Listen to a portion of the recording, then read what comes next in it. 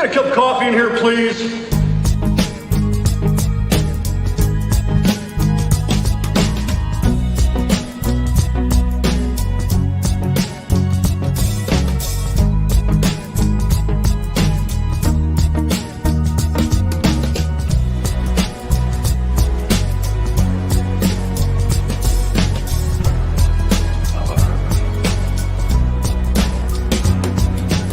Damn good coffee and hot.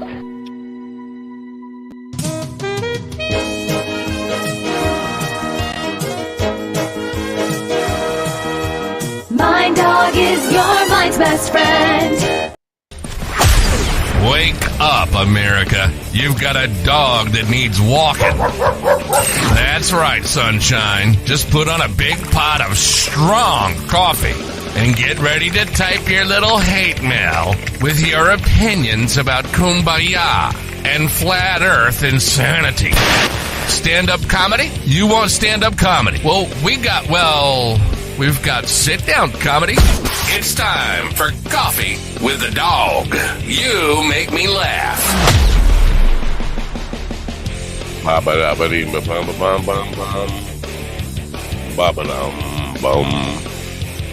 Bum-ba-dum's not working.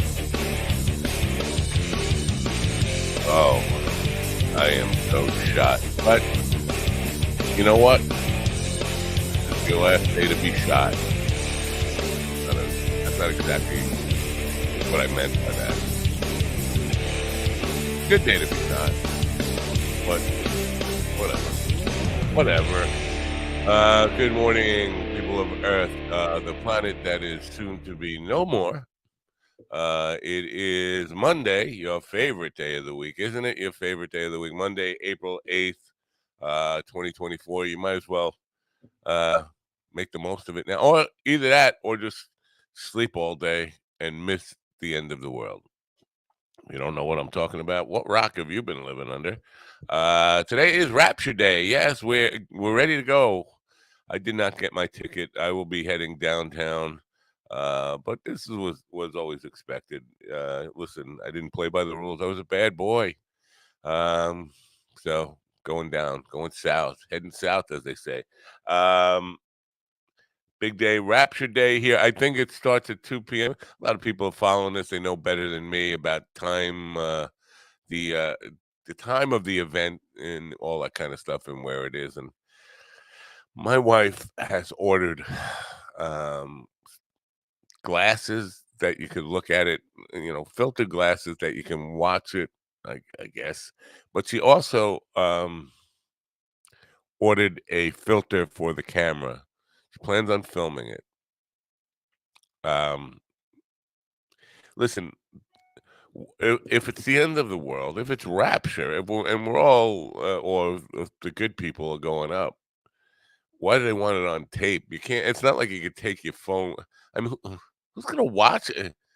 Is there social media where you're going, or where you're gonna post the videos? I mean, I just don't get it. I just don't get the point of videotaping. It's the end of the world as we know it, and I got it on tape. I don't know. I just don't know. Anyway, it looks like the world ended for Willie a month ago. Seems like it was a trip to New York that did him in. Kind of a odd thing, and we did get to see the airport. So there's that. We do have a show here today that is well, in the second hour we have Aaron Bullitt, comedian Aaron Bullitt, who probably will have something to say about the end of the world, or rapture, or just what's funny in general. But in the first hour, we're going to talk about suicide. Yeah, that's a funny topic, isn't it? Let's all have a few yucks on that one. My first guest, who will be with us shortly, has written a book about her husband committing suicide in 2019. Now, that's not long enough, in my opinion, to be over the pain and grief. But as you know, this is important. It's important. Our new tagline, I think it's thanks to me, but Ron Kane pointed it out, is enjoy the suffering. And I think um, a lot of people are missing this whole enjoy the suffering. It's not you're not going to get out of this life without suffering. It's part of it. No matter how much you play by the rules, no matter how much goes right, there's going to be some suffering. And make the best of it. That's the overall message of this program is enjoy the suffering. Enjoy it because listen, it's going to happen. And you could cry and bitch and not enjoy it and just suffer with the suffering, or you can enjoy the suffering. Yeah, the choice is yours. One guy who knows all about enjoying the suffering is my positivity coach here, Stephen Ortiz, better known as the sitcom. You can write to him now at sitcom at Mind Dog TV and tell him how much you love his positivity. And then we have the aforementioned Ron Kane, who pointed out our new tagline and is now our new tagline commissioner, uh, and somebody who wants to point at his cup, GD Fenderson. Good morning, America. MindDogTV.com, the only place to go where you can order your sexy, sexy men of Coffee with the Dog calendar. MindDogTV.com. Did I fuck up on not having a T-shirt for the end of the world, like Rapture T-shirt, Mind Dog Rapture Show T-shirt? Probably, yeah. I did not capitalize on this, and this is my problem. I need somebody to say, we have an end of the world coming up. You should start selling T-shirts now. I got you. I'll start sending you an email. Yeah. Anything? Well, now, are you guys gonna videotape the end of the world? I am. I plan on taking my whole family. We're gonna hang out with other families. It's a family event. My only hope is that the nudity doesn't happen until we're already in the sky. That we don't have to get naked before the rapture. That's my concern. Wait, I didn't know there was going to be nudity involved. Well, I didn't think we could take clothing. I didn't think like Gucci and Louis Vuitton had a place in heaven, but they could. I'm sure Jesus likes to wear the finest of robes nowadays. So, all right. He wears handspun, just like Gandhi. Now, are you guys going up? Are you guys planning on getting raptured, going up, taking a trip uptown? I gotta say, as Robert F. Kennedy Jr., I am taking Cheryl Hines to the path of totality.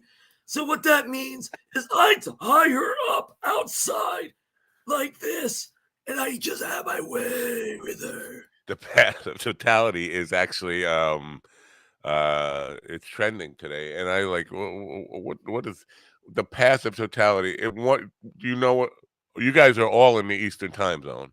Is it the same for all of us? The time of totality when it will be? I don't know. No, we'll see. it's not. So where we're going an hour into Ohio to a buddy's house, and 311 is when it's supposed to be in full totality there. So I don't know how they scheduled this, but did you look up a Bible verse for I don't know anything 311, John 311, somebody 311, anything 311? I don't know. Band 311. Did you play 311 at the track or at Lotto? Or my father would be playing those numbers like crazy. Like, oh no. Well, the band 311. Is there a band? Oh, that's right. Yeah, that's why I had to say it twice, because you guys didn't catch it the first time I said it. Whoa, that's how comedy works. That's how comedy works. Listen, it's always better the second time you tell it, you make a joke. I think it's time for you to get some decaf, dude. I mean, calm down. It's Rapture Day. We're just enjoying the suffering here. I'm just tired of being ignored. It's been happening for the past 34 seconds, and I've had it up to here. Here you go. You're not going to be ignored after 311. It's true. You won't. Now, are you planning on going? It's like magic. Ron's been raptured. You see that? Oh shit! It started already. Like a sideways rapture. And he's the last one I thought would go. I don't think that counts. Sideways rapture doesn't count. It's got to be up or it doesn't count. He went. See, to the left. I just hope they. I hope they fly us up, because I've heard there's only a stairway to heaven. So escalator. But there's a highway to hell. Right, and that's kind of why I think that's where I'm heading, because I'm a 4-wheel drive, baby. Let's go. Right. I just don't get the whole point because I guess if you're a sane person and don't believe it's the end of the world, there's a purpose for videotaping this stuff. But for people who actually believe that the world is ending today, what is the purpose of videotaping it? Explain it to me like a 5-year-old. Sorry, 'Cause I'm a 4-year-old. Ron got rejected on the rapture. He was gone. They Now he's threw him back. it's like This one's not ready yet. It's almost like it's like catching a fish and throwing it back. Because I got underweight. He's too small. Yeah, His- they were well, just his- like, we don't need you yet. His soul was too small. But, we have to get to our guest. Well, we don't. We got a couple minutes here. So the purpose of videotaping, and if you believe the world is ending today, anybody got any? I doesn't make insight? sense to me. Just because Maybe I they're mean, hoping the tape gets left behind for their family. They know it's not going to make the trip. No, well, maybe I don't have this correct, but I thought you're either going up or you're going down. There's not going to be anybody no. left. So you have the Mhm. rapture, right? That takes all the saved people. Then there's the 7 years of tribulation, where everyone who didn't get saved gets to live through like so we got 7 years hunger to and watch the war, and videotape of them going up. we have 7 years of vines of watching people go away as the world turns to shit. Yeah. All right. Now, thank you for explaining that to me because I was a bad student in Bible school. Now, I think this is just religious people's version of how they wish they could talk about sex. Like, oh, we're just going to stand there. Then about 2 to 3 minutes is going to be over. And it's going to be All right. heavenly. Yeah. Yeah, I had a question though. Is the rapture only going to be in the path of totality? Is everyone else still fucked, or? There's no fucking in the rapture. Well, I'm confused because only like 10% of the world's even going to see an eclipse. So what about the rest of it? Yeah. I did not know that. They're going to be disappointed when the world doesn't end. That's all that's going to happen. I'm already disappointed.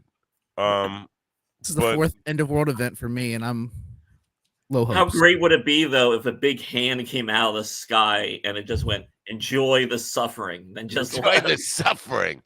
Well, we could use a plug like that for the. Hey for the man, show. talk about advertising. There you go. Now, what end of the world or not, I do believe that this is the last total solar eclipse that I will see in my lifetime. The next one is going to be in 2044. So I probably won't make it. I will be 85 in 2044. So, well, you can nice to know watch you. the movie that you have. You can watch the little video that your wife made. Like, oh, this is what it was like. This is what it was like. Yeah. So, but if you go by my family history, I think I have a 50-50 chance of making it because I had 2 grandparents that made it to 85. They died at 85. And my mom died at 86. But everybody else died in their 50s. So I don't know. I got like a 50. I don't know. I don't know. I doubt I'll make it anyway. But you guys will probably be around for 2044 to see that. I'm trying. But it's funny. In my family, all of the men that are married and were married have died before their spouses, except for one. We only have one person in our family who actually outlived their spouse. And I think she was probably sick when they got married, and that's why he married her, just because he wanted that comfort zone. Well, let me just say, because you did start out by saying all the men, but then you said only one person in your family has outlived their spouse. You mean only one man? Only one man has outlived his wife. Okay. All right, that's clarification. Thank you for that. So yeah, I don't think I'll be around. Now, lastly, before we get to the commercial and then meet our guests, if you spent a whole season in basketball, going for the championship, and then the world, everybody on your team gets raptured, and then you got to play like a one-on-one game. Where are we with the NCAA stuff now? If is there like a contingent if there's a rapture, you get your money back for your tickets? I'm pretty sure only the gay players will be left behind. So there should still be some game to watch. Okay. Yeah. Uh, I think and that's what the Caitlin, Bible said. I don't remember. Caitlin Clark failed, right? No, she didn't fail, but her team lost. Right. So But she now, is definitely the MVP, the all-star of this whole thing, though. She's like the LeBron right now of women's but basketball. does that hurt her, like, chances? Oh, not chances, but the money she's going to get for her first year, like a Oh, hell no. championship?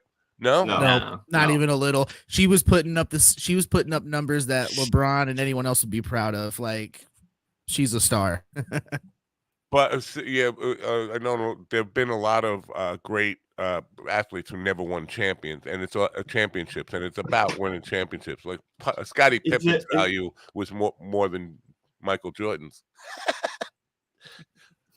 No, but that was only because I don't it's not that know. Michael Jordan didn't win any championships. That Michael Jordan. Two things about Michael No. Jordan.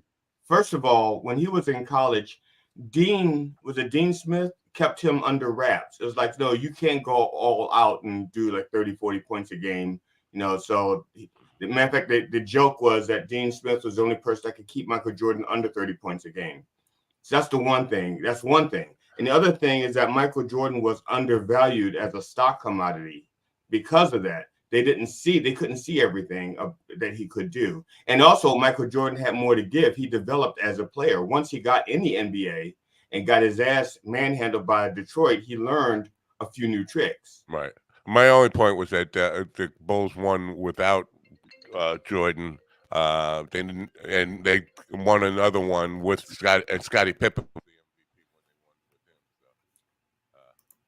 We lost your Matt. Can you hear me? Give me a thumbs up if you can hear me. I can hear Your volume dropped out once that phone rang. Yeah, I know. Am I back now? No, It's coming You're back up, I but think. your volume is down. Your volume, That is weird. your volume needs Viagra. It's like it's like this. 1 second here. It's just like this. All right. Hold on 1 second. We got to get to a commercial anyway. Maybe Try moving your mustache to the side. Maybe that's blocking the sound. What if his voice isn't really that deep either? It's his mustache, and he takes it off, and he sounds like Corky Romano Or Jordan crazy. Peterson. Or Jordan Peterson. That would be horrible. Yeah. I think that's why men have mustaches, just to attract mates. Because as I understand it, women like the deeper host. voices. How about that? Yeah, there you go. That's better. Yeah. These damn phones are messing with stuff. Maybe I got to take Luke back out of the equation. Anyway, let's get to a commercial. Last chance to bet the ranch on the games tonight. I don't even know who's playing. But it doesn't UConn and Purdue. There probably won't be any Yeah. games because there'll be no players left. They'll be all raptured. And this is also the last chance for Betsy to back out before she before she's like confronted with like with this. She's going to be a very inspirational guest and change our opinions about how we enjoy the suffering. Anyway, here's your. The experts at MyBookie have created the ultimate NCAA March Madness betting guide to help you make the best bets throughout the tournament. Throughout this betting guide, the pros will go in depth on the best teams, players, and bets throughout the entire NCAA March Madness tournament. 2024 March Madness 85th edition of the NCAA Division I Men's Basketball Tournament tips off Tuesday, March 19th to Monday, April 8th, 2024. Go to mybookie.com/minddog and get up to $1,000 welcome bonus. When I worked in pathology and in autopsies, I got to see people after the suffering was over. But there's a lot of depression within the medical field. My daily routine would be start out the day kind of in a good mood. Like today, this is the best. This is a good mood for me. Sun shining. It's spring. Go to work and have to autopsy a baby or a child, and then from there on, the day became depressing. There's a lot of that goes on in the medical field, and a lot of times, what is the Smokey Robinson? There's a lot, some sad things Cheers going for to the men. clown? There's not. Yes, we hide. a lot of people hide their pain with being the life of the party and joking and humor and all that stuff. But apparently, I did not know this, that the suicide rate among medical professionals is higher than the normal population, whatever normal population means. But so we're going to learn a little bit about that right now. Bring me down here. Do I have the right number set up here? I think I do. 4. Anyway, Betsy Gall was living the American dream, married to an oncologist with 3 healthy children. Life was pretty darn good. That's a pretty darn good. That all changed on Thanksgiving Day in 2019 when the life of the party physician husband took his own life. Matthew Taylor Gall, MD, MS, who was devoted his entire life. I got to learn to read to saving lives, was dead at the young age of 49. The Illusion of a Perfect Perfection is her book that talks about it. It's basically a collection of her journals, talking to God and trying to figure out how to make sense of it all. Ladies and gentlemen, please welcome Betsy Gall to Coffee with the Dog. Good morning, Betsy. Good morning. Hi, guys. It's so nice Hi. of you to have me here. You seem like such a fun group.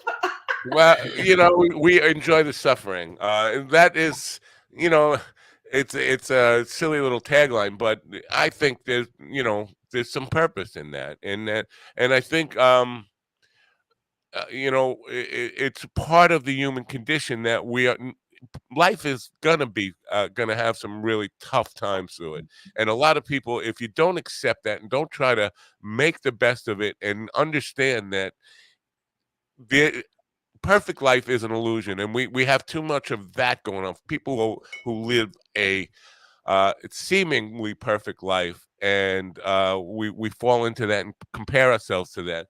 And then when things go wrong, we say, aha, look, they weren't perfect. And we love to jump on that kind of stuff. Now, 5 years is a short time to deal with all the grief that you've dealt with and be able to write a book about it and come out and talk about it. Are you healed, and are you accepting life as it comes? I am at peace. I am at peace. I think the grieving process it's different for everybody, obviously, and it comes and goes. I have been extremely blessed my entire life. I've had a really wonderful life with some really dark moments, but I don't know if like healed is the right word. I think you learn to accept, and your heart has to just succumb to a new way of life. And I believe that how you choose to move forward and how you look at life is so important, because we can't choose what happens to us, but we can choose how we react to it. And so that's what I chose. I chose to focus on the goodness of God when my husband was literally like struck down with depression. It was bizarre. And I did not know much about depression at the time. But that's what I clung to. I clung to the goodness of God and looked towards the light. And it happened very quickly. He had depression for 3 months. Now, of course, when somebody commits suicide, I'm sorry, I hate that word. It should be died by suicide. Matt didn't like commit a crime. Yeah, I get it. I didn't know where you're going. I thought suicide was the word there. I was like, what's died by suicide instead of we need to take committed out. But it was super fast, and he couldn't get out of the darkness, and it was really hard to watch. Very tragic. Because this is interesting. You're talking about depression, but was he prone to depression, or was this his first battle with depression? Because you describe him as the life of the party in the little synopsis for the book. Did he have battles with depression and still manage to put on the facade of being the life of the party? Well, see, that's so funny that you ask that, because after somebody dies by suicide, we all become investigators. It's like, what did I miss?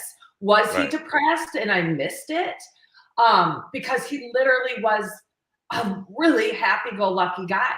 And I have to tell you, that's part of the reason why I wrote the book, because his patients, couldn't believe it. His friends couldn't believe it. I mean, we had over 1,000 people at Matt's funeral, and it still is shocking to this day because he loved life. He talked about wanting to live to be 100 all the time. And I was like, I mean, I don't want to live to be 100, but he did. And he dedicated his entire life to saving lives.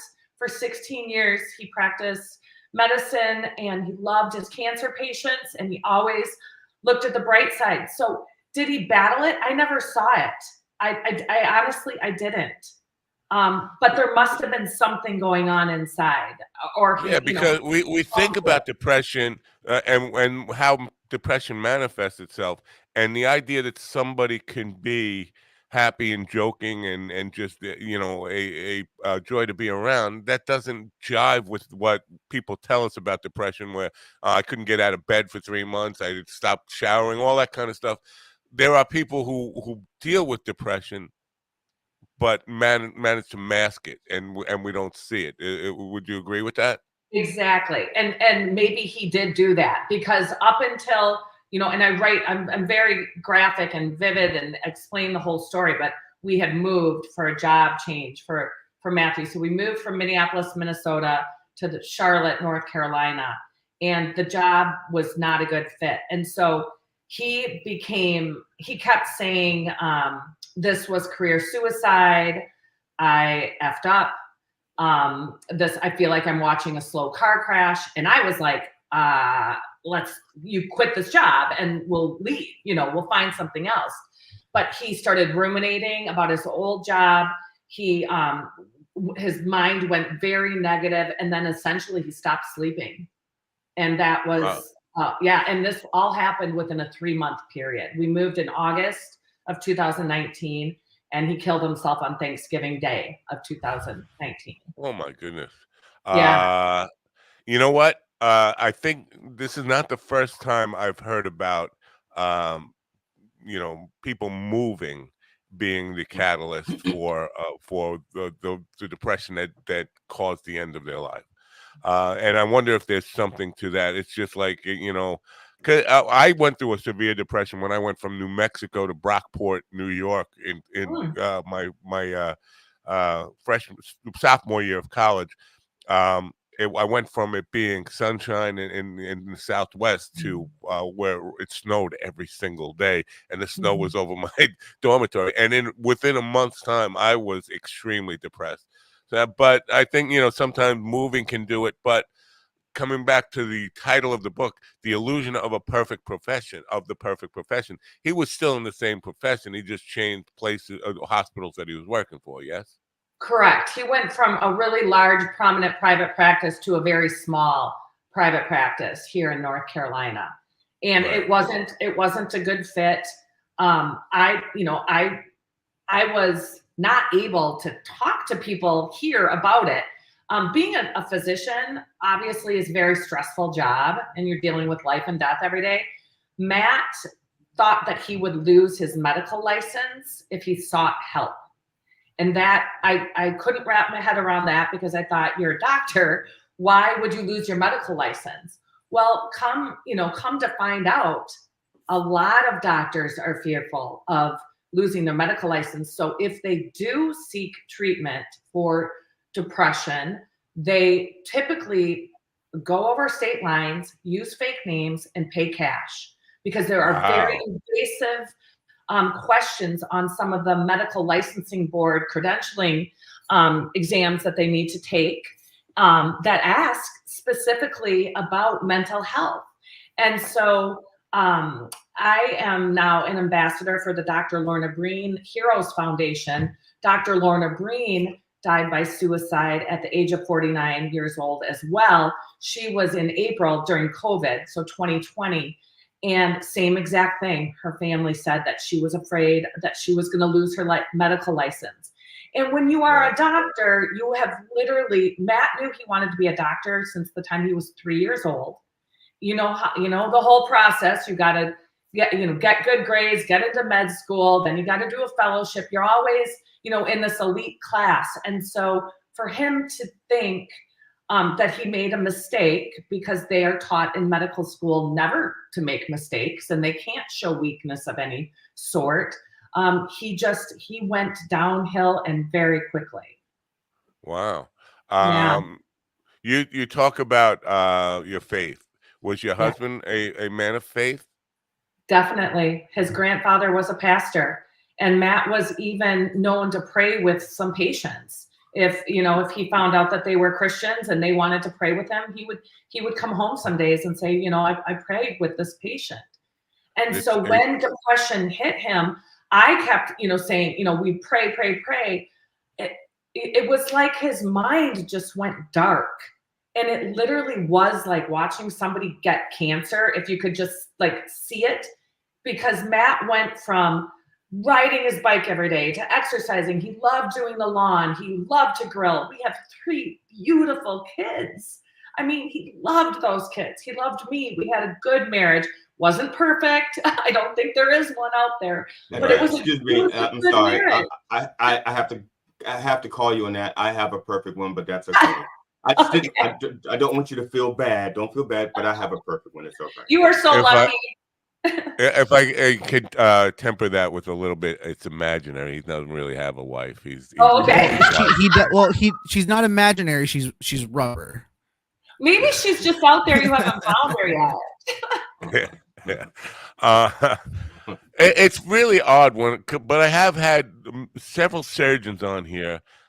I have a difficult time reconciling a man of science with a man of faith, and that because generally we think of them as exclusionary. I mean, if you're a scientist, you're an atheist in my experience, but I guess it's not true, because I'm having more and more experience with surgeons are people who have faith. Now, well, I'm sorry, Matt. If you're a surgeon, you have to be a person of faith, because malpractice insurance only covers so much. So, but when they include acts of God, you have to be a little religious. Yeah. Yes. But it's so. What did he? Was he open about his faith within his profession? Did people know that he was really? I believe so. I mean, it didn't happen every day that he would come home and say, I prayed with so and so, but he would come home and say, frequently, that I prayed with my patients. And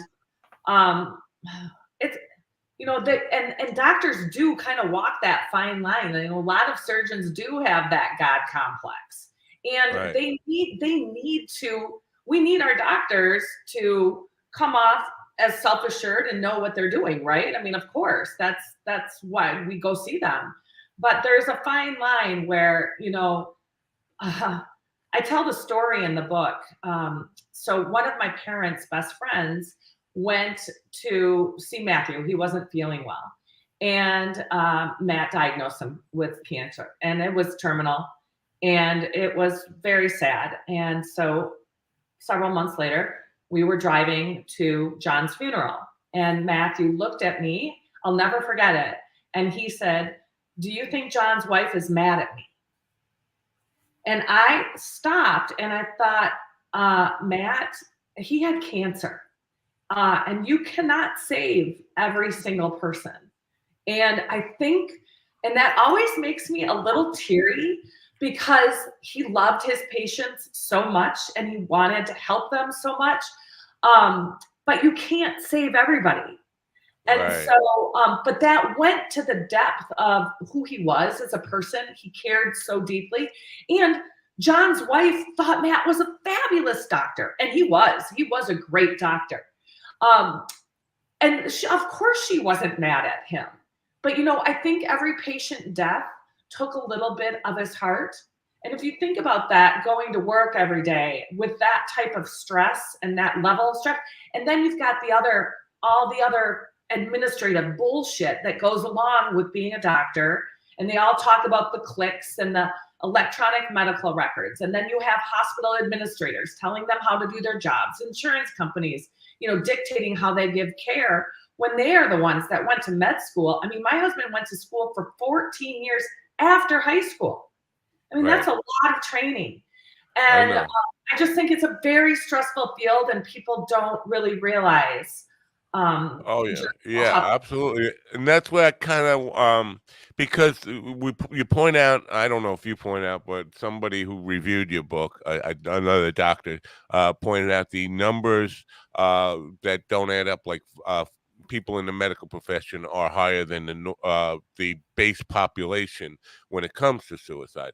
But I think there are lots of professions that we can listen. The gentlemen up above are comedians. In the comedian world, suicide is a very prominent thing. In the whoa! Law Nobody enforcement. told me that. No, nobody told me that when I started. No, I got to change. Don't worry, you're old enough that you're definitely going to die of old age. You've already passed the. Thank goodness. Thank goodness. Yeah, or badness. But so I mean, if we, because it's hard to.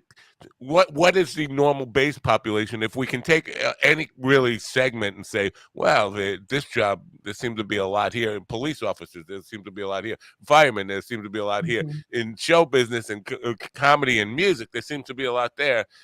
Is it necessarily related to the profession, or is that just something that we look to justify?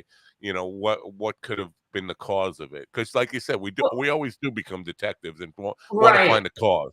Right, exactly. So when I started researching about physician suicide, I had no idea it was like a thing. Okay, it's like a thing, and I write about this in the book too. So Matt and I, this was 10 days before he died, I believe. We were laying in bed, and he was just staring at the ceiling again, just ruminating about our old life and how he, made a mistake. And, he was dropping the F-bomb a lot. Like, he couldn't believe that he did this. We had moved across the country. Yeah. And I was, on my phone and scrolling, and somebody had messaged or friended me on Facebook. And I didn't know him, but I knew the last name. I went to high school with his sister, and he was an anesthesiologist. So I accepted his friend request, and on his post, it had said, "I'm going to give a talk on physician suicide." I mean, I stopped. I started shaking. I said, "Matt, is this a thing?" And he just nodded his head. And so it's kind of this quiet, like this subject that all these physicians know about, but nobody really likes to talk about. So after Matt took it, literally 10 days later, he shoots himself in our backyard on Thanksgiving morning. Ooh. And you're just in shock. You're just, how can this be? I mean, it's suicide is such a complex way to die, no matter who it is. But when it's a doctor, I mean, Matt, he went to work every day to save lives. He loved life. So it was so out of character. So I started researching, and I came across this book, and it was Why Physicians Die by Suicide. And a whole entire book written by Dr. Michael Myers on this subject. And so I ordered the book. I read it in 3 hours. I highlighted everything. It was talking about my husband. I reached out to Dr. Myers, and we've become friends since, and I've spoken at the American Psychiatry Convention down in New Orleans a couple years ago, and it really is amazing, all of the personality traits that go along with being a physician, and then correlation to the suicide rate. Isn't Michael Myers a serial killer though? Why would you have his book? This guy is for sure not a serial killer. He is a brilliant. I saw the documentaries. There are like 20 of them.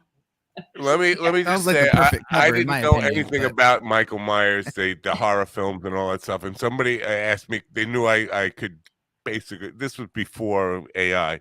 They knew I was really good with Photoshop and putting heads on people. He said, "Can you have me make me into Michael Myers or standing next with Michael Myers?" And I thought they were talking about the guy from SNL, and I gave him a picture of him and Mike Myers.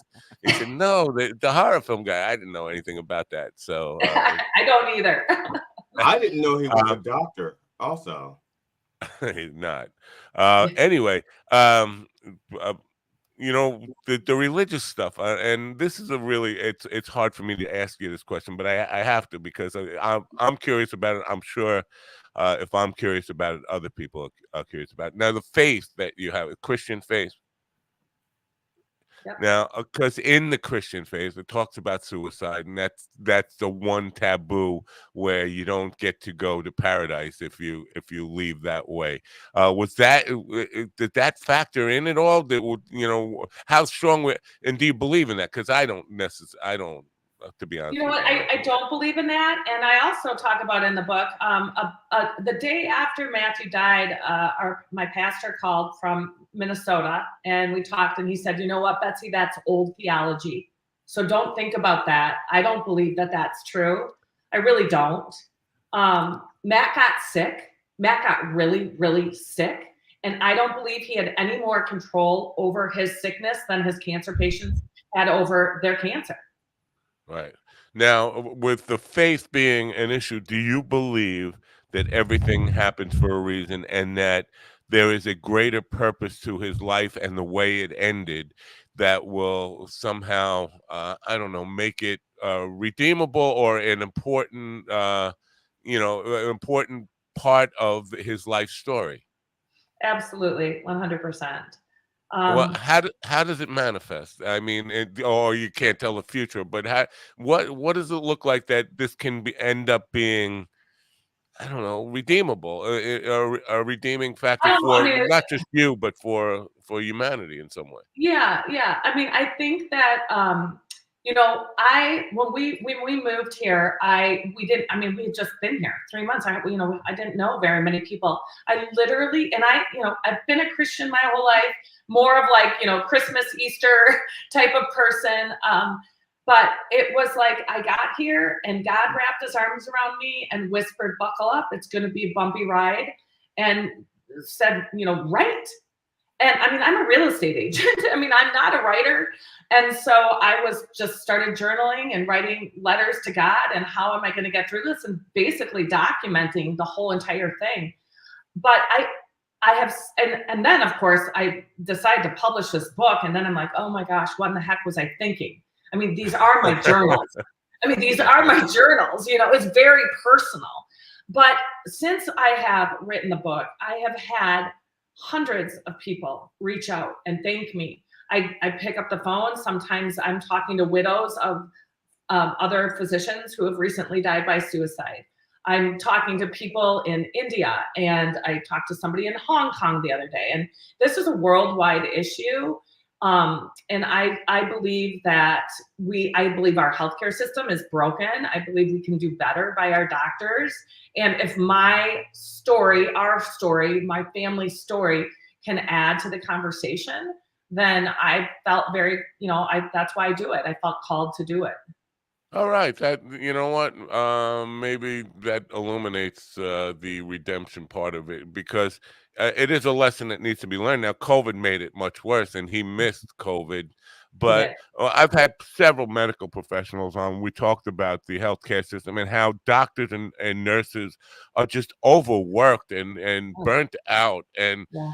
at some point, it causes you to lose empathy and the reason you became a healthcare professional in the first place. And so all of that, besides the money aspect of it, uh, can definitely be a wear and tear on the psyche of the people who are doing it and change their lives. Now, what about because I feel weird in some asking these questions, but the illusion of a perfect profession seems that your early part of your life, you were really concerned about, or not concerned about, but proud of the life that you lived and the illusion that other people had about what married to a successful oncologist and all that stuff. So with all that said, concerns for how people cast judgment and look at you and like, why didn't you save him? Any of that like come back to you? Well, yeah, I mean, there's a lot of when there's a suicide involved, there's a lot of shame involved too. And so, I spent a lot of time in therapy working on that issue. Immediately after Matthew died, I was thinking, oh my gosh, what are my neighbors going to think? We just moved here. I mean, what do they think? And, so I tell the story. I mean, we were a very average all-American family, and there were no hidden secrets. Matt and I both actually were very much an open book. There were no financial problems. We had regular family problems. My oldest kid liked to smoke pot. That was a stressor on our family. I mean, we had those types of issues, like, that people go through. He was a 15-year-old and a tough one to raise. But I'm sorry, I have to ask. Pot was a stressor. I mean, he's the son of a physician, and he's not like dabbling into like all of the drugs that a physician could get their hands on. Pot is like, I'm sorry, like in my house, pot was like not the stressor. Pot was like the relief to deal with the rest of the family. Oh my! Thank God he's only smoking pot. Yeah. Yes. Because I mean, my sister was heroin. My brother was cocaine. The other brother was he had other issues that were even worse. No, stop bragging. Yeah, geez, man. I'm just saying, like, pot is like, Pot. Well, I will say for our family and the way that Matthew was raised, and always, he was a stellar athlete. He was at the top of his class. To have a son that was not like him was very difficult for him. Of course. Yeah. Your perspective is all that matters on anything in life is your personal perspective on it. Right. Now, what about him? Because when Robin Williams committed suicide, there were a lot of people who loved him, who all of a sudden turned angry at him and were saying really unkind things about him because they don't understand what could drive somebody to do that. Was there that kind of reaction to people who knew him, who were angry at him, or no, nobody came out and said I'm angry at him. I think anger is a feeling that accompanies most grief. You go through it, and I always said I wasn't angry at Matt because I felt so sorry for him because I watched it firsthand, but that's not necessarily true. I mean, I was angry. I mean, he left me with 3 teenagers to raise, and that was not. I mean, it has not been easy. So yeah, there are those underlying feelings. But as far as like people being pissed off and how could he do that? And I at least it hasn't come back to me that I've heard it. Okay, I'm going to put there is a link to the where you can buy the book in the description. It's also scrolling across the bottom right now. It's the Amazon link to where you can get the book. Now, writing the book and doing this, is this therapy, or is this more therapy for you, or enjoyable, or does it just relive the pain every time you have to have one of these conversations? Yeah, writing the book, I hated writing the book. I felt it always got put to the bottom of my to-do list. I just didn't like writing it, and I had to go over it and over it and over it. But coming out of it now, and once it was published, and I've been really fortunate that I've had pretty good feedback from it and positive reviews. It actually feels good to be able to speak about it, because the reason I share is if our story can help somebody else along their journey, then that's why I do it. So it is a little bit more therapeutic. We're 4.5 years out now, and I just think as time does go on, things do get easier. I've known more people who have committed suicide than I think anybody. It's easy for me to make that statement, but seriously, since high school, really? Hundreds of people. Wow. But I've had some people in my family do it, and two people in my family who have committed suicide that the family did not want people to know. Mm. They lied. They just lied about the Mhm. cause of death, and it Yeah. was pretty obvious that it was a lie, but they still stuck with it for 30, 40 years after the event. Your children are dealing with this, and was there ever like uh, an inclination to not tell them or keep them sheltered from the truth? No, absolutely not. Now, my father-in-law, Matthew's dad, immediately afterwards said, "I'm not going to tell anybody."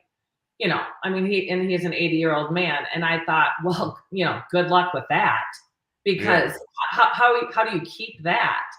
No, we were very we are very open about it. Now, I did try to hide his depression from the children leading up to the event. I didn't Right. want them to be bothered. And like I said, we had just moved to a new town. And I was trying to get my oldest Grady just to graduate from high school. I mean, he was, you know, it was a struggle. And so that we tried to hide. But afterwards, I thought, I just can't, I couldn't live like that. I couldn't live with trying to cover something up. I know a lot of people do. And I didn't write it in the obituary. I didn't say, you know, he died by suicide. But it took me a little bit of time. Any concerns about my painter came over and he said, and I said, "Oh, Matthew passed away." "Oh, how'd he die? How'd he die? How'd he die?" And I said, "You know what? He got really sick really fast." So that's what I said for like a couple of weeks. And then I just said, that's a natural thing for people to ask how, especially when somebody is young. I'm at the place in life where I can say 49 is young. But it's just natural for people to be curious about it, and then it feels insensitive when if somehow finding out that it was by his own hand makes it feel you feel guilty for asking how.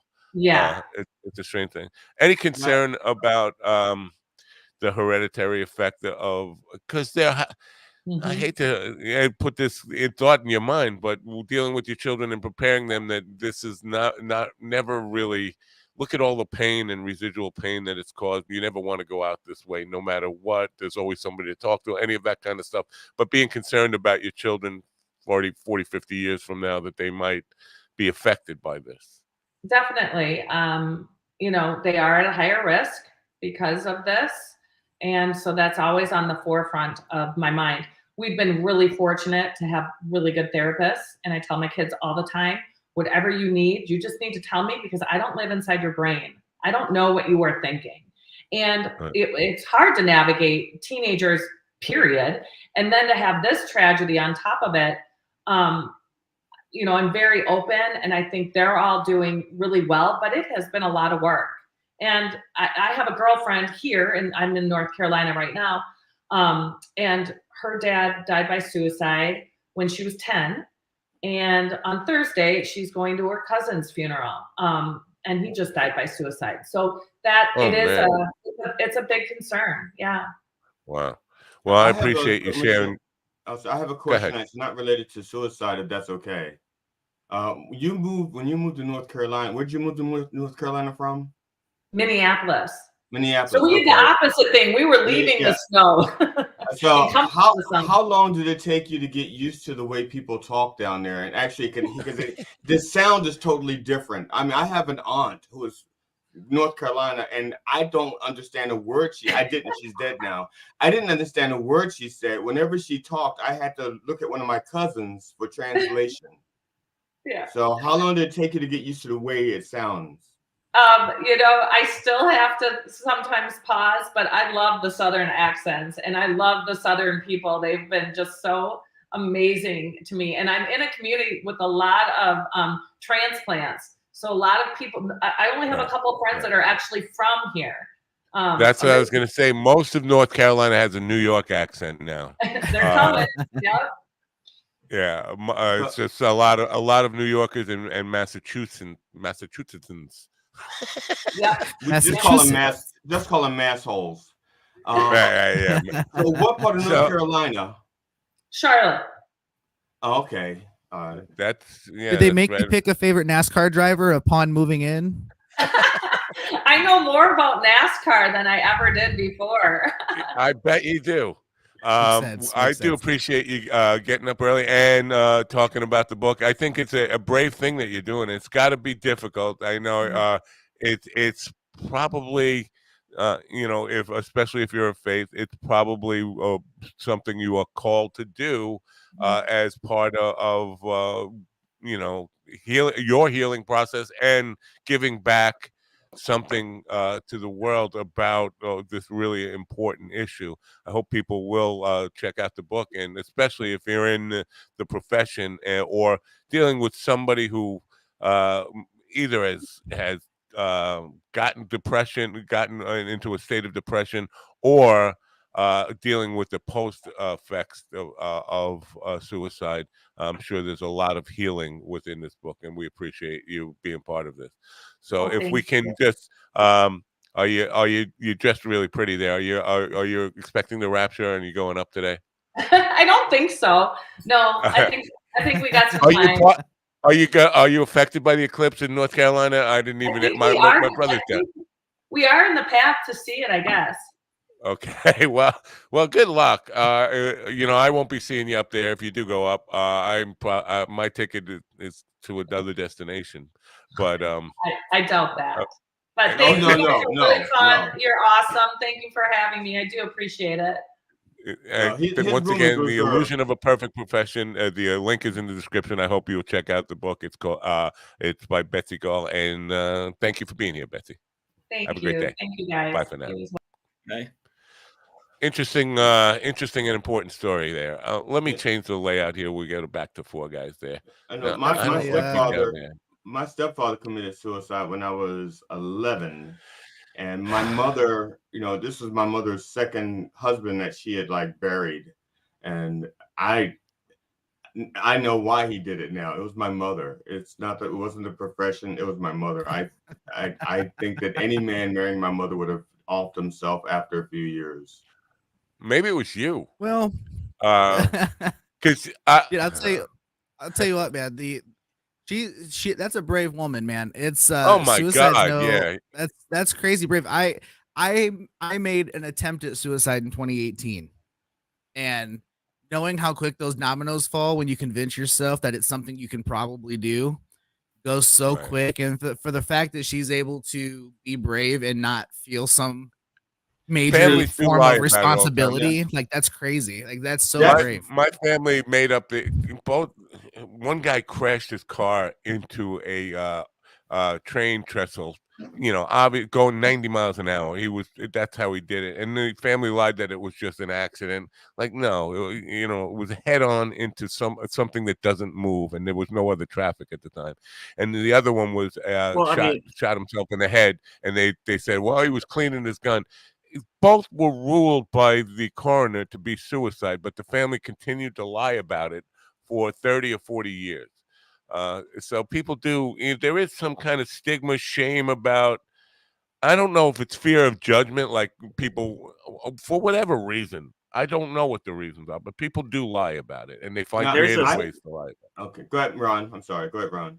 I was gonna say there's stigmas for everything because especially when it comes to families, because if something happens within your family, then like you're judged by everyone else around you, like you aren't doing something right. So whether it's someone kills themselves, or if you got a kid that's got maybe some issues or anything, nobody wants to appear weak, and that's part of the issue. Is like if someone does this in your family, they're considered weak, or you're considered like a bad parent because it. they Right. fucking did this, and you can't.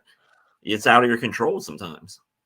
Now, What I about know. the judgment for the person who does it? You got any on it? Because I don't know if you guys heard all the same, Robin Williams stuff. When he passed, a lot of people were angry at him, like calling him a coward and what, Yeah, but he had a debilitating brain disease. What was it, like B'nai B'rith, I think it is. What was it called? I don't know. Some kind of brain disease.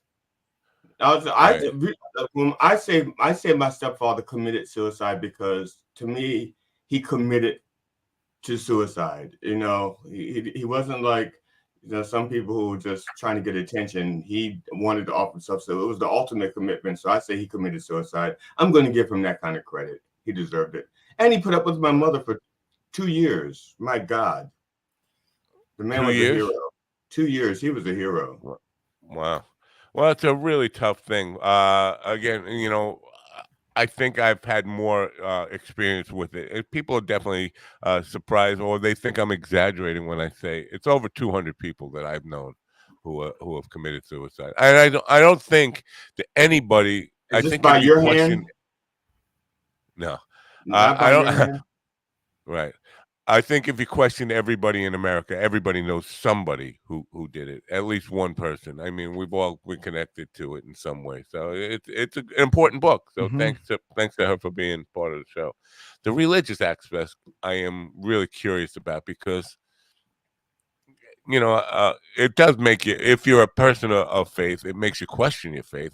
Some people it makes their faith stronger, but what do you take away from the this whole the meaning of life when somebody does that? It can rock your whole, if you have faith, it can rock your whole world. So Yeah, good I, book, I good can book. I can definitely see that, but too as like because I know like I'm broken as a person, so Not you. yeah, yeah, just a little bit. But like even when someone dies, I mean, everyone probably sitting here when someone has died, what's do you ever say to yourself, "I'm gonna do something now. I'm gonna do something." Then I did. then a I few didn't days finish later, it. it's like, huh? Yeah, I didn't finish. Yeah, I did. I was gonna. I've been writing a book about my son for 8 years now. I mean, I committed to it the day after his funeral, and then basically never finished it. It's just too difficult for me to finish the book. Uh, but that's my excuse. That's the excuse I'm making for not I finishing the know book. I was in the hospital. They'd give me my last rites, and everybody just knew I was not going to make it. And even when at my worst moment, once I came out of it, I remember the only regret I had was that I didn't finish my book. And guess what? That was like almost 40 years ago, and I still haven't finished my book. Yeah.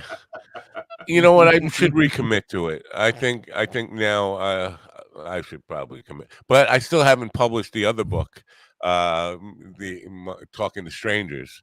I've written it 7 times now. Well, like Oh, Then the same book 7 times, and I'm just not ready to share it with the world. That's a whole other part of it, is sharing it and you're publishing it. And she kind of mentioned that a little bit. This is a very personal book for her. It was her letters to God, and now I got to publish it and share it with the world. I don't know. It's Well, like getting naked the in way the front of. postage keeps going up, she's probably better off having a book than trying to mail all those letters, because the postage probably would have killed her. I mean, I'm just saying it would have been bankruptcy. So the I book is got it. probably a better economical choice. Uh, you know what? It seems like your comedy career is committing suicide every time you open your mouth. Well, if it were oh, alive to begin snap. with, if it were alive to begin with, I'd agree with you. But my career was never alive. It was Right. so. No, you started it too late. And listen, and I wanted to talk to you about that because somebody, who was it? I It was probably can't Ron. remember. He's always You know, talking about me behind my back. I talked to all these, listened to all these comedians in their little stuff, and somebody, it was Rich Voss. He was complaining Oh, that Rich. Yeah. a comedian was starting at 52 years old, and Hmm. he was angry at that. It's like, this is my life, and why are you? This is really kind of. It was interesting because they never got to the funny part. It was a real that he's on stage talking about this. He's doing in a comedy club talking about. He was doing some crowd work, and he asked the guy, "What are you doing?" The guy said, "I'm a comedian. I was up on stage just earlier in the show." Obviously, he's not watching his opening act or features. And he said, and the guy's 52 years old. He said, "Well, what makes you do that?" And he said, "I just wanted to try it out." It's like, this is my life. You're just trying this out. Like, you have no right to. You're taking away. He had a really bad attitude, and he was giving the guy some stuff about it. He said, and then the guy in the audience said, "Well, it was on my bucket list. I have stage 4 cancer." and then the crowd turned against Rich Ross. Like No. you just beat up a guy who's dying and wants to fulfill his dream, and it didn't. He said, "Now, how do I win the crowd back?" And that's where the reel ends. So I don't know how we possibly could have made that funny at that point. That's a hole I don't think you can get out of. That's rough. I know a guy he's in his late 50s when he was not expected to live either. He had cancer, but he's in remission now. He's been in remission for, at that time, like 7 months. So it's been about maybe almost a year and a half he's been in remission. And he's got some of the best fucking cancer jokes. I kid you not. He was like, he had it all through his body.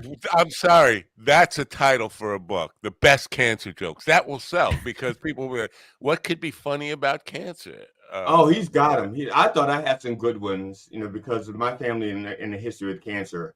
But I didn't go through cancer. He went through it. So he went through the chemo and stuff. Yep. As a matter of fact, I know a number of comedians who have gone through cancer and the treatment and chemo and have come out on the other side. Either they're in remission or still battling it. And they've got some really, really good cancer jokes. Kind of stuff that I'm like so envious. It's like, dear God, could I have cancer too so I can have funny jokes? That kind of stuff. But jeez. What?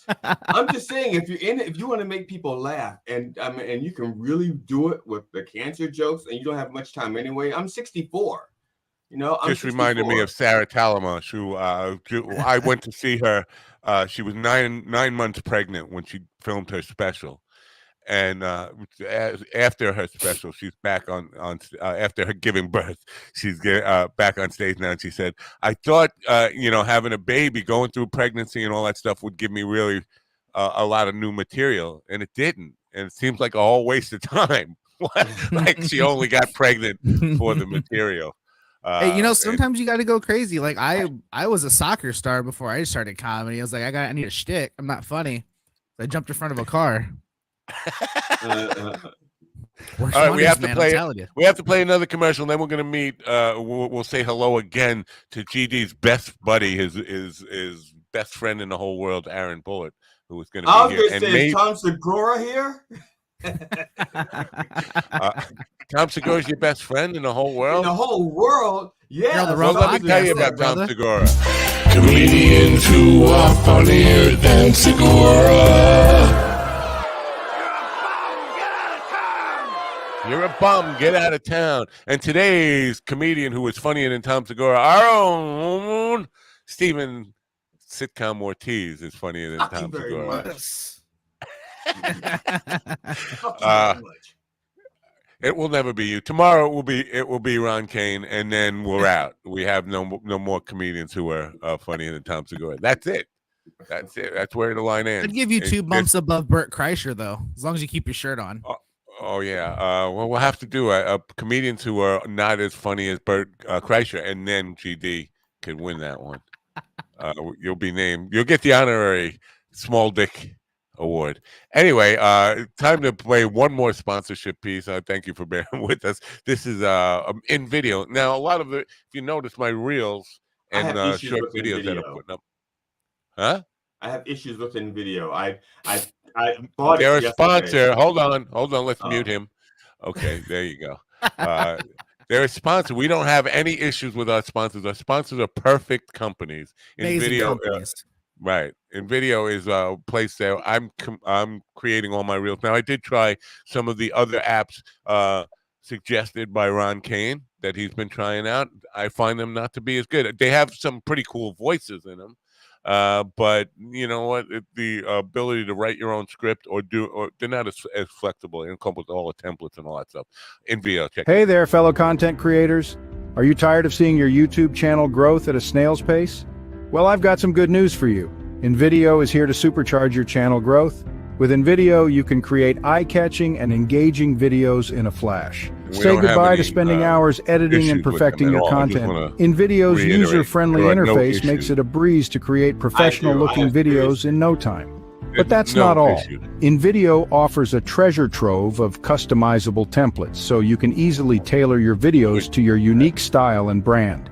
Stand out from the crowd and leave a lasting impression on your viewers. And the best part, InVideo is not just a video editing tool, it's a one-stop shop for all your YouTube needs. From And there are creating absolutely no thumbnails issues to adding subtitles, InVideo has got you covered every step of the way. So what are you waiting for? Give your YouTube channel the boost it deserves with InVideo. Join the get a ranks of boost. successful content creators who have used InVideo to skyrocket their channel growth. Trust me, you won't regret it. Skyrocket. Yeah, trust him. You won't regret it. Ever. So that No there's regret. that. We'll see. We'll see. I'm having issues right now. It's difficult. I'm learning. I'm trying to learn it, but it's. I was this close. I was this close to calling Ron last night, saying, "Please, can you help me with this shit?" It's pretty straightforward and simple. I think you must have went directly into the studio part, the templates and stuff. I don't know what, but Right it's now, not because that, I was looking for the help button, and no help. like help, Yeah, and that's I an issue. watched the So tutorial. let me just back up and say, GD is correct. He does have issues with InVideo. There is no help button. I at least not one that I'm aware of. That's something we should address with them. Anyway, we can further this conversation in just one moment. But first, GD is about to introduce his best friend in the entire world, Aaron Bullitt. Go ahead, GD. Go for it. Ladies and gentlemen, may I present to you the one and only Kentucky's coon, Aaron Bullitt. What's up, GD? Good morning. Hey, I know it's not Black History Month. See the diversity hire. How's it going? Nice to see you. Hey, Ron, not John McCain. How you doing, sir? You doing all right? He's a middleman. Just the middleman. Hey, and Miss Stephen Ortiz, nice to meet you, sir. Hey, it's not you, Black sir. History Month, but always be nice to a brother. Always. Oh yeah. Now, I have a question, Aaron. I have a question because the last time we were communicating with text, you mentioned something, and I said I have no idea what. Why would you ask me that? And I asked you a question, and you never got back to me as to why you asked me that question. How long is it? Was that the question? No, How no, long? How no, wide? no. The girth? He had said something that I thought was awkwardly worded, and I didn't think he meant it that way. And so I said, "What do you?" I said, "What do you mean?" Blah blah blah. And he never blah back. We can't have this vagueness. We need specifics. Bring the text up. Let's see them. Yeah, screenshots possibly, or yeah, there are screenshots and dick pics and everything, but you're not gonna see them. And especially nipple pics. Gotta have those. Yeah, not for free. No. All right. So you've been accused of a crime here. How do you defend yourself, Aaron? I defend myself. I say I'm not guilty, mostly. But the question was mostly like, how much would he charge someone for the business side? Because Mr. GD was like, "Oh, I don't like the business and the booking." And the reason I asked that question is because that's something I actually, when I first started comedy, that's something I really noticed. A lot of comedians are like, I don't care about the business side. I don't care about the booking. But for me personally, someone who I have a degree, double major marketing and management, and with my administrative abilities from the military, yay, government, I always find the business side of something really exciting because I feel like, growing up, one of the best advice my dad ever gave me was you got to know the business of something before you know the rules, right? So for me, the business side of something is the rules, so I find that funny. A lot of comedians don't like the business side of it. I'm asking because I've done it before. Most people in show business don't really gravitate towards the business stuff. But I will tell you, from 55 years in show business, there are no fucking rules. It's every case is one of its own. Every booker, every contact, every venue. It's right. They're and all that's why I hate individual. it. That's why I hate it. I hate having to adapt a letter of introduction to almost a different one every time. It's like it's like when you meet somebody on the street, you don't have like if you and I met on the street, I say, you like, I'm Matt. That's like I'm GD, blah blah blah. And then if I met Steven, I wouldn't be trying to find a different introduction for him, or a different one for Ron and a different one for Aaron. But it's like that with the bookers, pretty much. Well, if I saw you on the street, to be honest, I'd cross the street because you're black. Get out of here, nigga. So I would alter that introduction. It would be like this: "Hi, my name is." Buzz off, black dude. Or I'd be like, give me my reparations, white man. Give it to me, bitch. So, that's how that's how it works. But no, I'm sorry. I'm sure Matt would yell, "You must be lost!" Not around here, boy. Yeah, this is Howard Beach. Oh my goodness, I really degraded. Yeah, I find the worst thing about the booking and like dealing with all these different clubs is, just about everyone has a different way of approaching their financials on how they want to pay you. That's probably the worst part. Or nobody wants to pay you, and that's another bad part too, because they try and pull this stuff, like trying to reel you in a little bit. And they're like, why did this person come by for 20 minutes? It's like, no, I'm traveling 7 hours in. There's no like, I'm just going to do a guest spot type shit. That's an important thing, is this idea of, well, first of all, I think the venues always want to get the entertainment for as cheap as they possibly can. That's the goal. But I know there are bookers who are people who, not bookers, the guys who are booking for the band, whether it's somebody in the band or an agent. They are not shy about saying our price is $5,000, and they get the venue to go for it. Where the same venue is paying bands $450 for this, and bands that have the same kind of draw.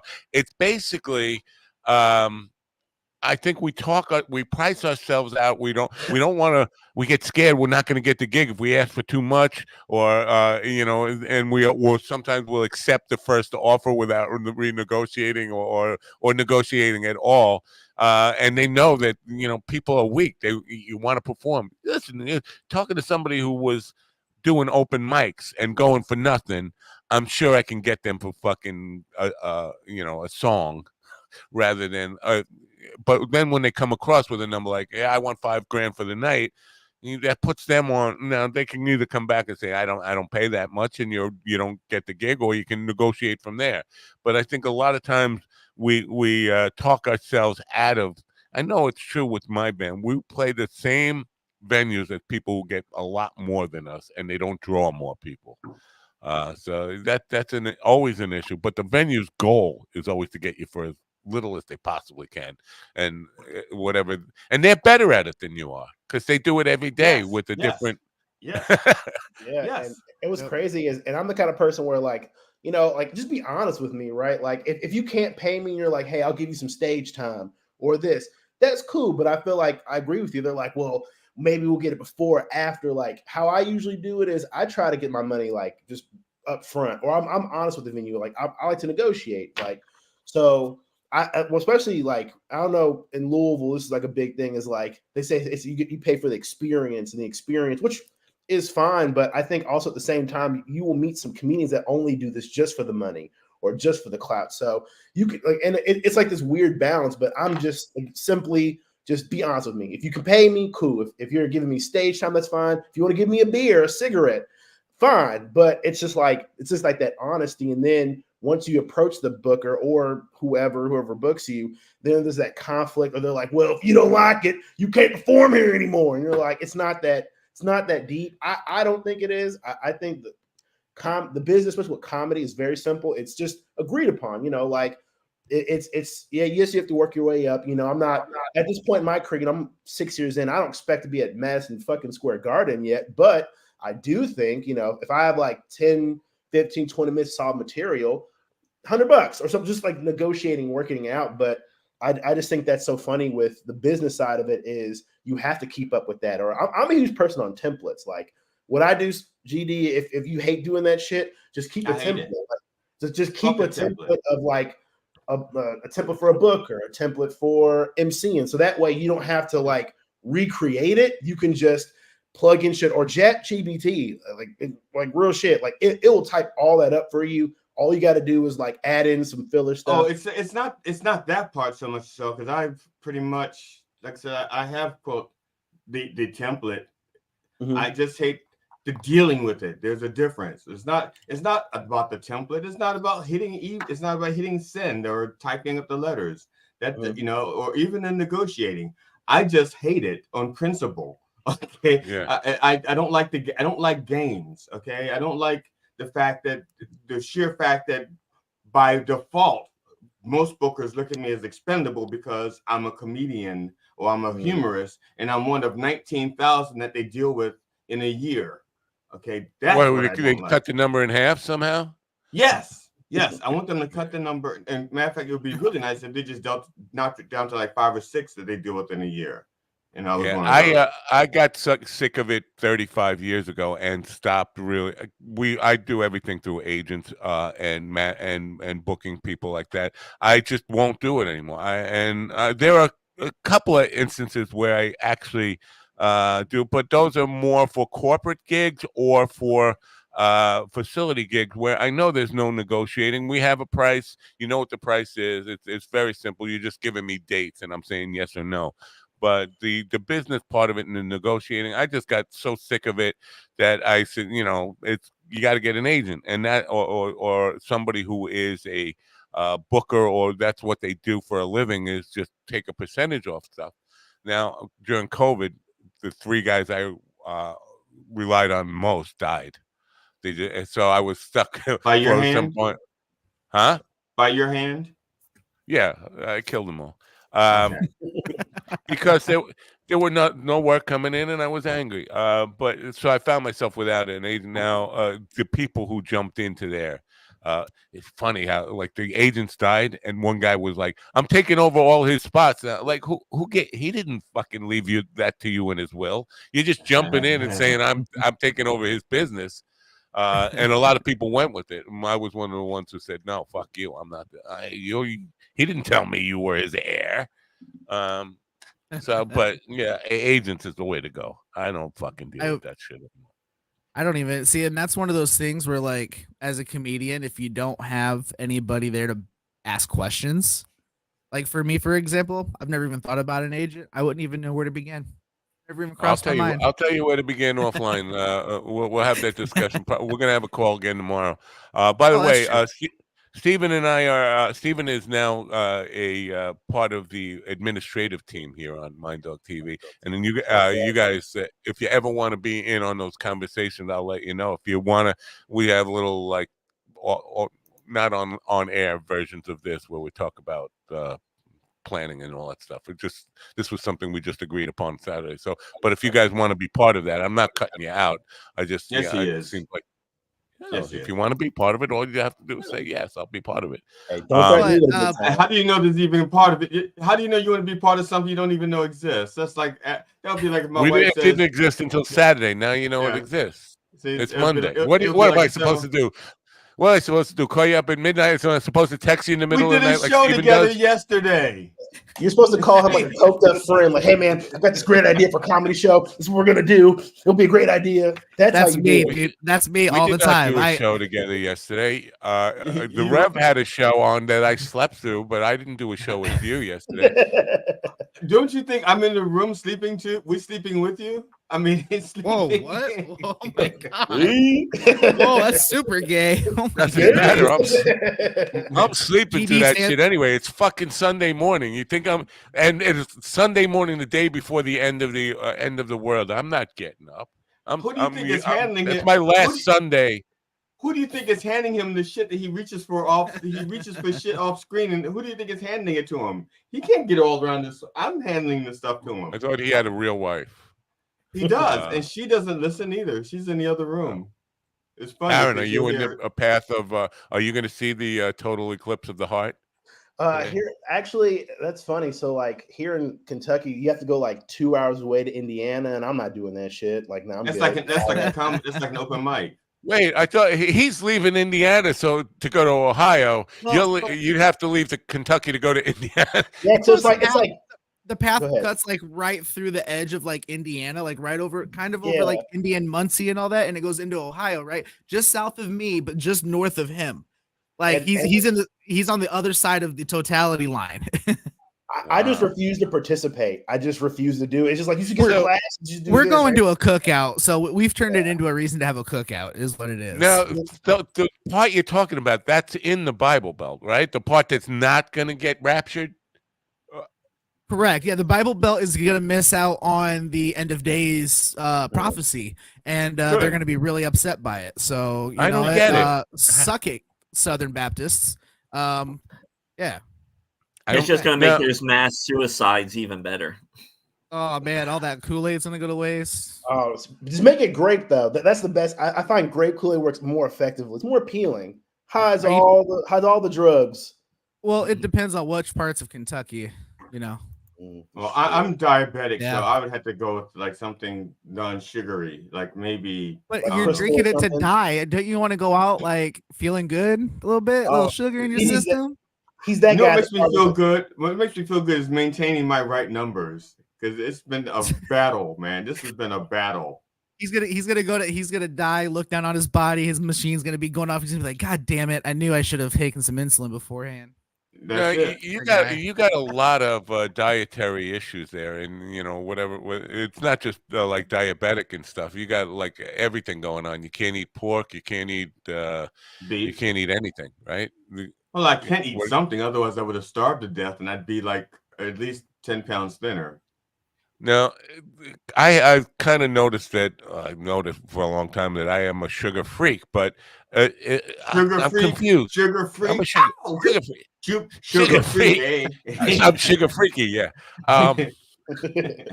He got that candy bar. Don't. I'm confused because if I wear a diet, because people say you must have diabetes. I love sweets, and I drink stuff that has sugar in it all day long. But people say you must be a diabetic. If I were, wouldn't I be in a coma? Wouldn't I be putting myself? Cause I'm so confused about the whole diabetic insulin thing. Because I've known diabetics where when they seem to be losing it, get them a candy bar. Like, wait a minute, that's what will put them in a coma. Explain to me. I can't. I go through this shit all the time, and like even like I was talking with my doctor a couple of weeks ago. And she wants me to maintain a sugar level of like around 99. I said, you realize my alarm goes off at 90, saying my sugar is low at 90. I said 89 at 89. So, and the sugar levels fluctuate anyway. So like last night, I went to bed and my levels were like 90, 98. I'm like, great. In the middle of the night, the alarm goes off. I'm at 79. And I'm like, okay, is it leveling off? Is it going to go lower? Then it goes lower to 69. And not in a good way. And I'm so you said leveling off. It sounded like you said rubbing off. I thought that's a whole other addiction. So at 69, it kind of switches. Yeah, I drink some orange soda, and I wait to see if it's going to go up, and make sure it doesn't go up too high. And I drink a little bit more orange soda. Then it goes up like 125. I'm like, okay, cool. I can go back to sleep. And then about a couple hours later, the alarm went off again because it was too low. Wow. So Alex Jones, is diabetes a deep state conspiracy? It's all like fake, right? Alex isn't. No, he's busy. Maybe I should pose that question to our other conspiracy theorist, RFK Jr. I would just say, if you're a pussy and you need to watch your diabetes, load up on creatine. It's so good.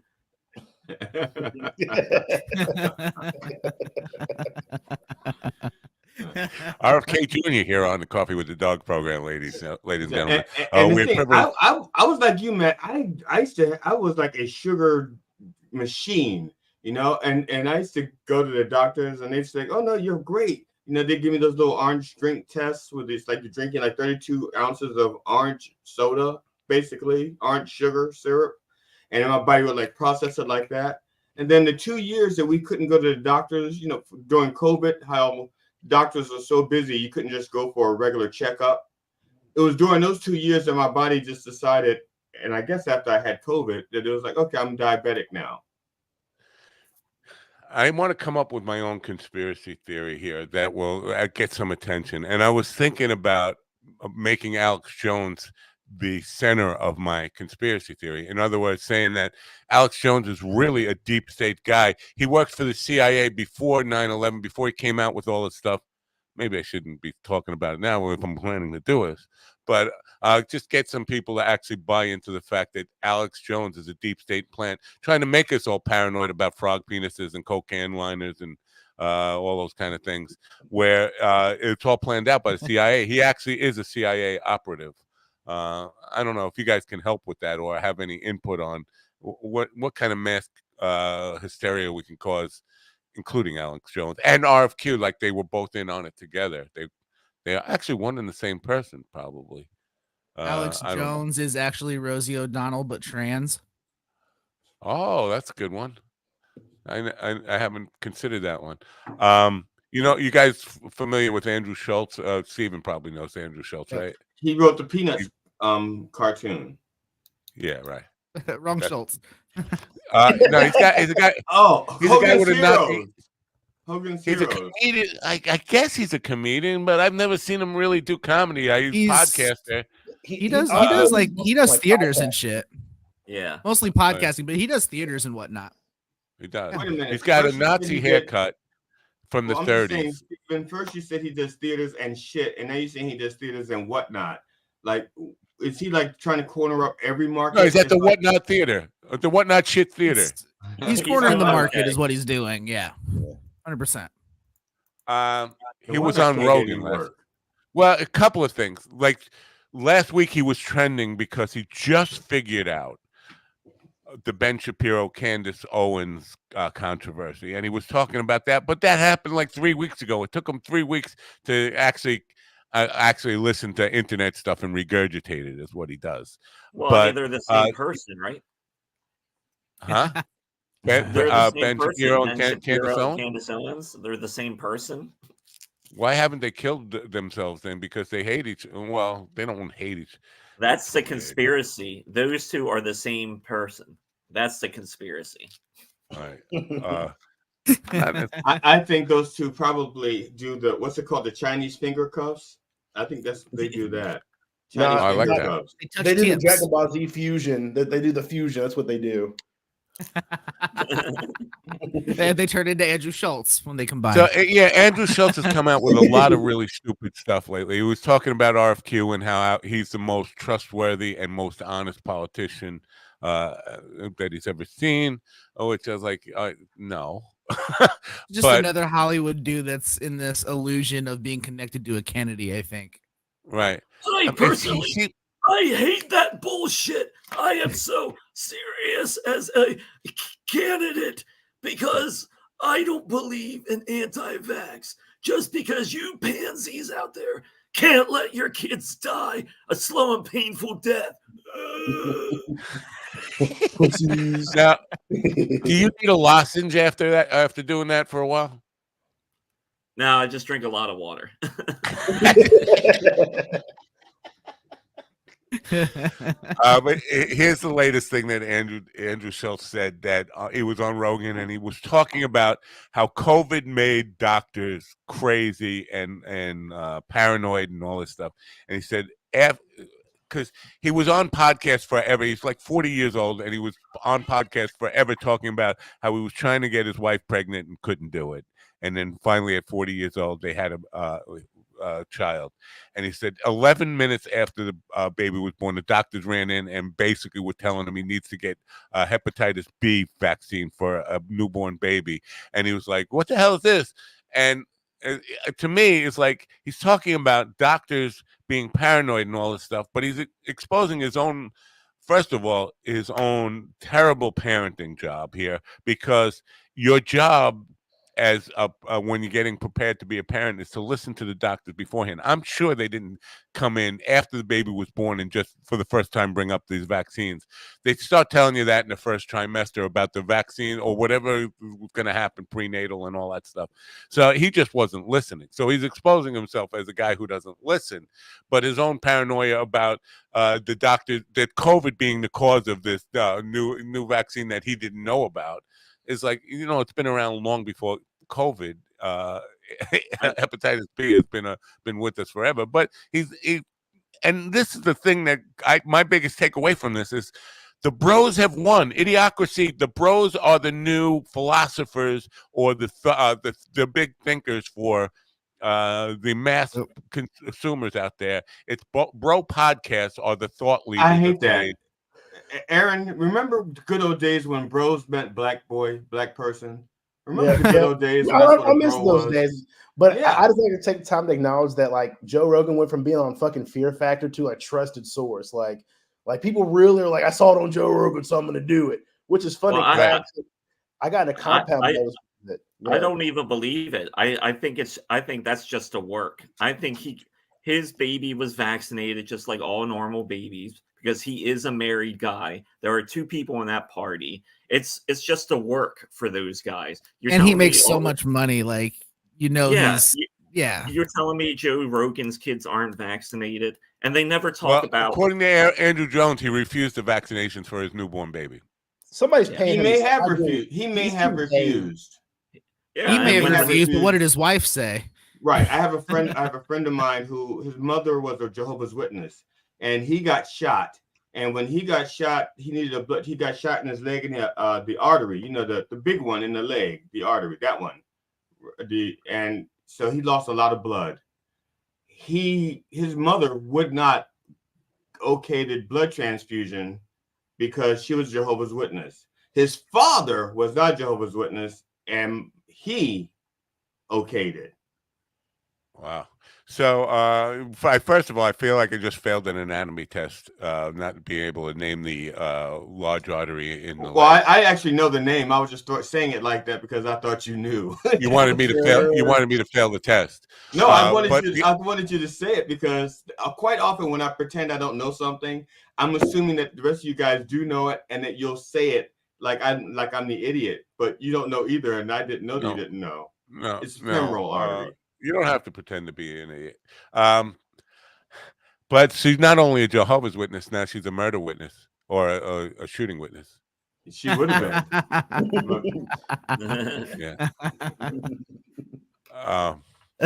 So yeah, this whole idea about these guys coming on as like because there are people. I have no problem with people saying whatever the fuck they want to say, but the fact that people will take that now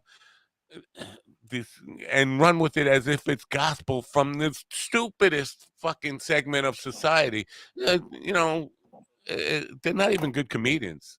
They're not even good at what they do. That's why I'm upset. They call that's the new bro culture. I'm tired of people stealing the good stuff and turning it bad. A bro used to be somebody I could count on. Like that's my bro right there, and it was always supposed to be like another black dude. So there weren't many bros that I could count on. But ideally, it was a black person I could count on. That's what a bro was. Now it's a white guy who spouts conspiracy theories. Okay, woke used to be good. It meant I'm aware of social injustice. Now woke is I'm so sensitive I can't even wear panties. That kind of stuff. Well, I think with Rogan in particular, I think you have to take a certain level of responsibility when you have that much influence. Like when you can say anything and it's going to be taken as gospel.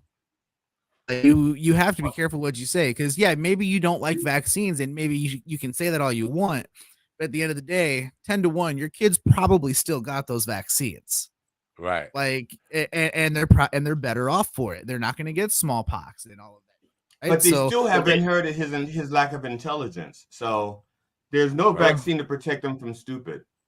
Well, the biggest thing with him too is that, which I don't understand why people still buy in so hard, is that he's always talking out of both sides of his mouth because is like especially from a comedic view, he's like, oh, the right is getting punished for this, and like he's just taking one side, and as a comedian, that is a terrible approach. I just think this is just the start of the evolution that probably in the when his next contract is up with Spotify, he'll probably by that time maybe make the full conversion of the modern day Rush Limbaugh at this point. Because he'll die from cancer, or he'll die from cancer. It's probably going to be Tucker Carlson with the whole Rush Limbaugh thing. Well, the funniest thing was when he was talking about the all meat diet, like he was going complete carnivore.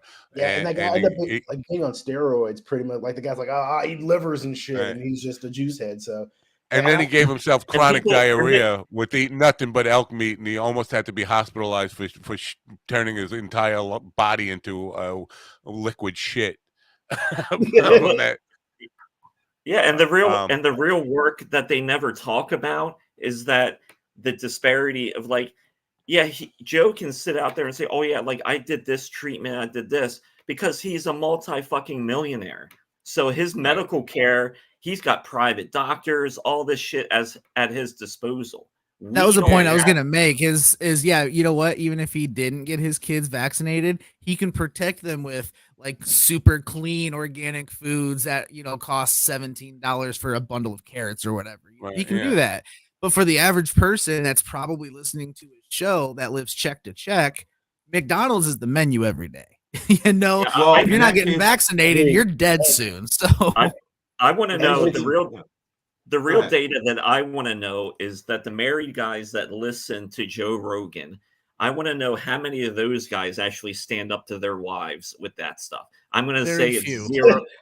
I think there's some though. I think some guys like, look here, bitch. Joe Rogan said we're not taking the kids, so I'm not taking the kids. It's kind of like Oprah. Like, y'all remember when Oprah she interviewed Rosie O'Donnell, and Rosie O'Donnell was like, I got molested as a kid. Then Oprah was like, I got aborted. Like, it's like, oh, I feel like he always has to one up every person. Because before, like, I used to really listen to the show. And at first, when he started out, it was informational. He actually had like scientists and doctors, which I'm cool with.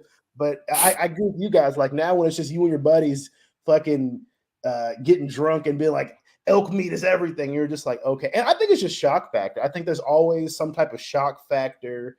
But like TV entertainment, and it was crazy. Like we with the Spotify thing, now his shit's on YouTube. So you're like, what the fuck is the point? So And what the hell am Mike I missing?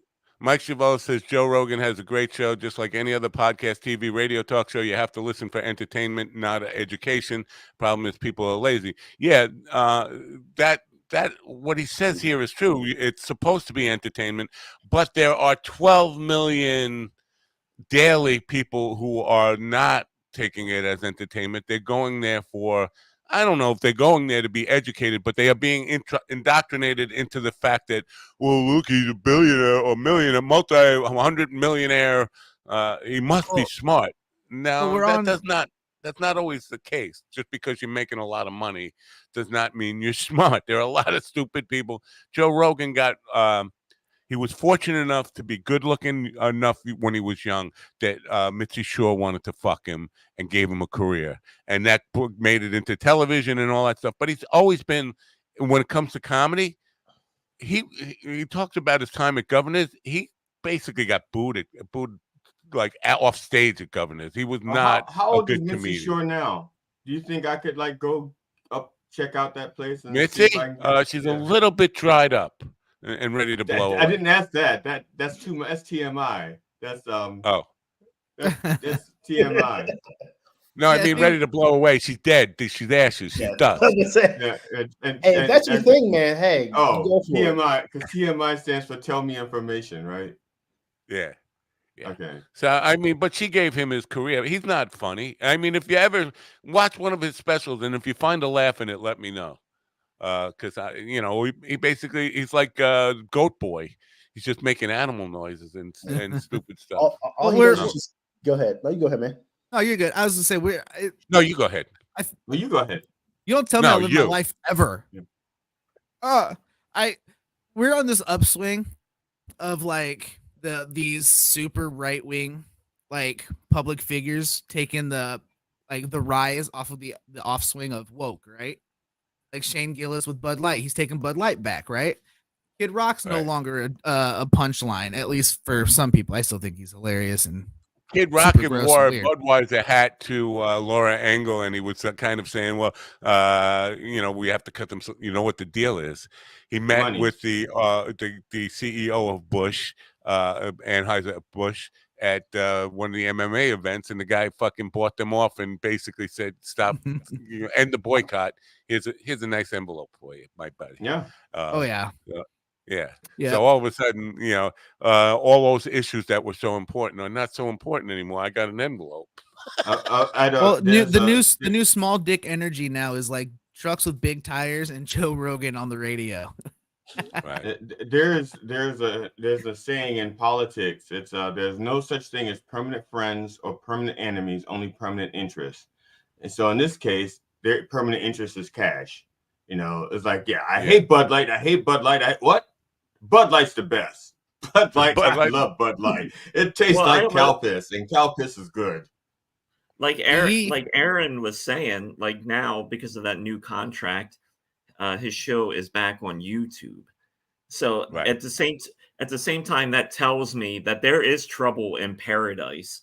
That that his show had to go back onto YouTube. Sure, Spotify can afford to pay him, and for whatever there really isn't any exclusive rights. But I think him going back to YouTube shows there's some cracks in the facade that have really appeared, because he's like I really did he's I really did a really piece doubled down on the this shit. Spotify thing because Spotify has not figured out how to really make the platform pay for profitable. It's still operating in the red. So it's not doing great, and they can't figure out how to make it pay. I think they offered a couple of big shot podcasters hundreds of millions of dollars, thinking that people were just going to go there exclusively to watch it, and found out they're not. And nobody was signing up for the premium. It wasn't like when Stern went to Sirius or yeah. and people who were loyal Stern followers all of a sudden bought subscriptions. They were expecting that with Rogan. Yeah, It didn't yes. happen. That's exactly what So, they're looking for, and I'm glad it yeah. didn't happen.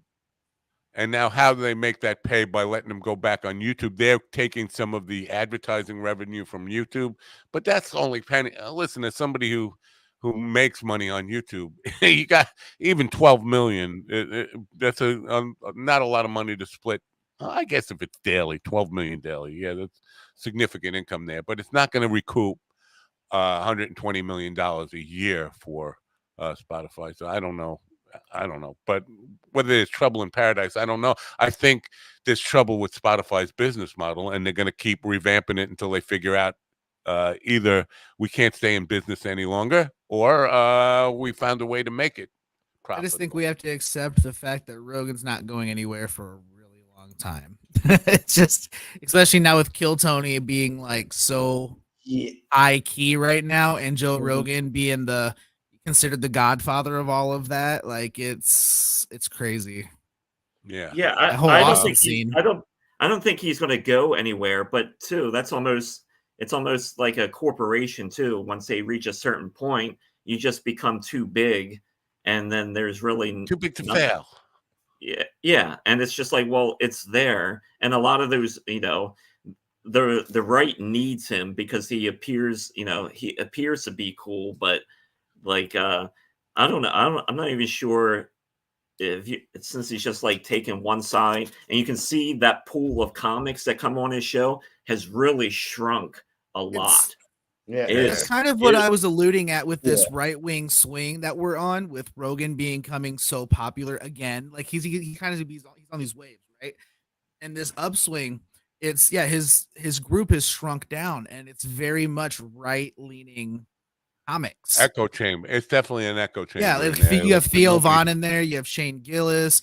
You have Andrew Schultz. Theo Von is one of, I called Andrew Schultz stupid. Theo Von makes Andrew Schultz look like Einstein. Theo Von is 100%, but he's very much like the Joe Dirt of the right wing. Like he's a joke, but he still represents very much what they are. It's kind of like Ari Shaffir. Like, remember when he made that Kobe comment, like right when he died? Oh, and then fuck that guy, and then now he's like, he had a whole special on just being Jewish, which I was like, that was a good switch. Like I like that. That was good. And I agree with you guys. It's just, and I think when it comes to like a pod, because I like podcasts like most people, and I think it should be balanced. And I think with Joe Rogan, he's just a corporate whore. Let's just be real. Like he can sound right leaning, whatever, but you can't have like 1 week he'll have like Danica Patrick, who's like a neuroscientist with information. Then he'll be like, the government's trying to kill you. So I just think, especially with podcasting, it's just more about like whatever sound good. It's like clickbait on like YouTube, right? You see those videos. He's just verbal clickbait. And as far as that's what I was going to ask you guys with comedy, like I've seen a couple of his specials. I just think I think comedy in general is now just people see it as like therapy. I just think he's one of those guys that he just gets high whatever crazy shit comes on his head. He's like, oh, that'd be funny. And I just, what do you guys think about that? Seeing comics transition to different avenues, whether it's like podcasting or acting. How do you view that? Acting is a different thing than podcasting. I think a lot of comedians think they have to have a podcast, or they're thinking that, you know what, there's not really enough money in stand-up. Well, Joe Rogan's making $120 million, and then they find out that their podcast is not going to make $120 million, but there's no way out once you start doing it. It's like, what will my fans think if I just quit because it's not making enough money? And I say the same thing. Maybe next year it'll turn a profit. Maybe next year it'll turn a profit. It's a difficult road once you get in. I say the same thing.